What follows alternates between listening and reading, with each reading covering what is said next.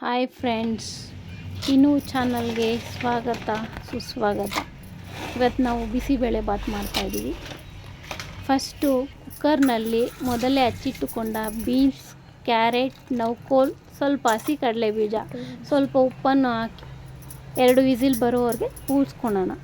ಇವಾಗ ಚಿಕ್ಕ ಜಾರ್ಗೆ ಅರ್ಧ ಕಪ್ ಹಸಿ ಕೊಬ್ಬರಿ, ಸ್ವಲ್ಪ ಶುಂಠಿ, ಸ್ವಲ್ಪ ಬೆಳ್ಳುಳ್ಳಿ, ಒಂದು ಅರ್ಧ ಚಕ್ಕೆ, ಒಂದು 4 ಲವಂಗ, ಒಂದು ಸ್ಪೂನ್ ಗಸಗಸೆ, ಇದನ್ನೆಲ್ಲ ಪೇಸ್ಟ್ ಮಾಡ್ಕೊಳ್ಳೋಣ. ಪೇಸ್ಟ್ ಮಾಡಿಕೊಂಡ ನಂತರ ಒಂದು ಬಾಣಲಿಗೆ 2 ಸ್ಪೂನ್ ತುಪ್ಪ ಹಾಕ್ಕೊಂಡು ಸ್ವಲ್ಪ ಎಣ್ಣೆ ಸಹ ಸೇರಿಸ್ಕೊಳ್ಳೋಣ.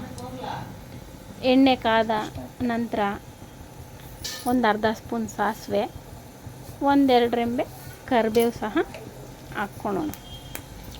ಹಾಕ್ಕೊಂಡ ನಂತರ ಒಂದು 6 ಒಣಮೆಣ್ಸಿನ್ಕಾಯಿ ಸಹ ಸೇರಿಸ್ಕೊಳ್ಳೋಣ. ನಂತರ ಮೊದಲೇ ಹಚ್ಚಿಟ್ಟುಕೊಂಡ 2 ಈರುಳ್ಳಿ ಸಹ ಹಾಕ್ಕೊಂಡು ಬೇಯಿಸ್ಕೊಳ್ಳೋಣ. ಸ್ವಲ್ಪ ಅದು ಬೇಯಲಿ. ಸ್ವಲ್ಪ ಬೆಂದ ನಂತರ ಮೊದಲೇ ಕುಕ್ಕರ್ನಲ್ಲಿ ಬೇಳೆ ಸಹ ಅಕ್ಕಿಯನ್ನು ಬೇಯಿಸಿಟ್ಟುಕೊಳ್ಳೋಣ. ರುಬ್ಬಿದ ಮಿಶ್ರಣವನ್ನು ಸಹ ಪಕ್ಕದಲ್ಲಿ ಇಟ್ಕೊಳ್ಳೋಣ. ನಂತರ ಮೊದಲೇ 2 ಕುಕ್ಕರ್ನಲ್ಲಿ ತರಕಾರಿ ಇಟ್ಕೊಂಡಿದ್ವಲ್ಲ, ಅದು 2 ವಿಸಿಲ್ ಬರುವವರೆಗೂ ಕೂಗಿಸ್ಕೊಳ್ಳೋಣ. ಒಂದು ದೊಡ್ಡ ಗಾತ್ರದ ಟೊಮೆಟೊ ಸಹ ಹಾಕ್ಕೊಂಡು ಬೇಯಿಸ್ಕೊಳ್ಳೋಣ. ಸ್ವಲ್ಪ ಬೇಯಲಿ. ಈಗ 2 ವಿಸಿಲ್ ಬಂದು ತರಕಾರಿ ಇಟ್ಟಿರೋದು.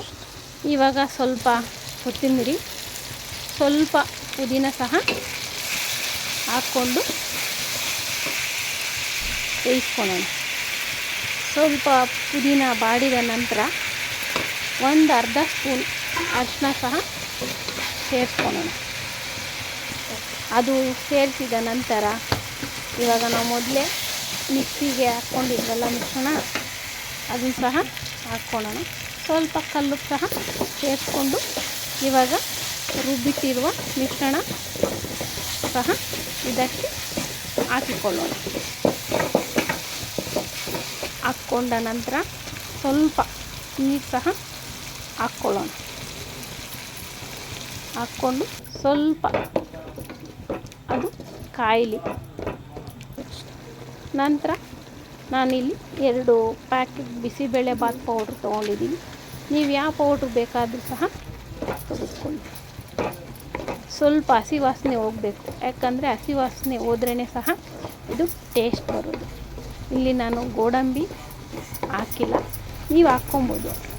ಏನೂ ಹಾಕ್ಕೊಂಡಿದ್ರೆ ಏನೂ ಪರವಾಗಿಲ್ಲ. ಇದು ಸ್ವಲ್ಪ ಹಸಿ ವಾಸನೆ ಹೋಗಬೇಕು. ಚೆನ್ನಾಗಿ ಸ್ವಲ್ಪ ಬಾಡಿದ ನಂತರ ಬೇಯಿಸ್ಕೊಳ್ಳಿ. ಚೆನ್ನಾಗಿ ಕುದಿ ಬರಲಿ, ಹಸಿ ಸ್ಮೆಲ್ಲೆಲ್ಲ ಹೊಟ್ಟೋದ್ರೇ ಟೇಸ್ಟ್. ಇವಾಗ ಹಸಿ ಸ್ಮೆಲ್ಲೆಲ್ಲ ಹೋಗಿದೆ, ಘಮ್ ಅಂತ ಸ್ಮೆಲ್ ಬರ್ತಾಯಿದೆ ನನಗೆ. ಇವಾಗ ಫಸ್ಟೇ ನಾವು ತರಕಾರಿ, ಅನ್ನ 2 ಸಹ ಬೇಯಿಸ್ಕೊಂಡು ಇಟ್ಕೊಂಡಿದ್ದೀವಲ್ಲ, ಅದನ್ನು 2 ಒಂದರಲ್ಲಿ ಸೇರಿಸ್ಕೊಳ್ಳೋಣ. ಸೇರಿಸ್ಕೊಂಡ ನಂತರ ಇದು ಇವಾಗ ಎಲ್ಲ ಬಾಣಲಿಯಲ್ಲಿ ಹಾಕಿ ಇದು ಮಾಡಿರೋದನ್ನು ಸಹ ಇದರಲ್ಲೇ ಸೇರಿಸ್ಕೊಳ್ಳೋಣ. ಸೇರಿಸ್ಕೊಂಡು ಸ್ವಲ್ಪ ನೀರು ಹಾಕ್ಕೊಂಡು ಅದನ್ನೆಲ್ಲ ಹಾಕ್ಕೊಳ್ಳೋಣ. ಹಾಕ್ಕೊಂಡು ಸ್ವಲ್ಪ ಕುದಿಬೇಕು. ಸ್ವಲ್ಪ ಕುದಿ ಬಂದರೆ ಸೂಪರಾಗಿರುತ್ತೆ. ಇವಾಗ ಬಿಸಿಬೇಳೆ ಬಾತ್ ರೆಡಿ. ಇವಾಗ ತಟ್ಟೆಗೆ ಹಾಕ್ಕೊಂಡು ಬಿಸಿಬೇಳೆ ಬಾತ್ ಖಾರ ಬೂಂದಿ ಹಾಕ್ಕೊಂಡು ಒಳ್ಳೆ ಬ್ಯಾಟಿಂಗ್ ಮಾಡೋಣ.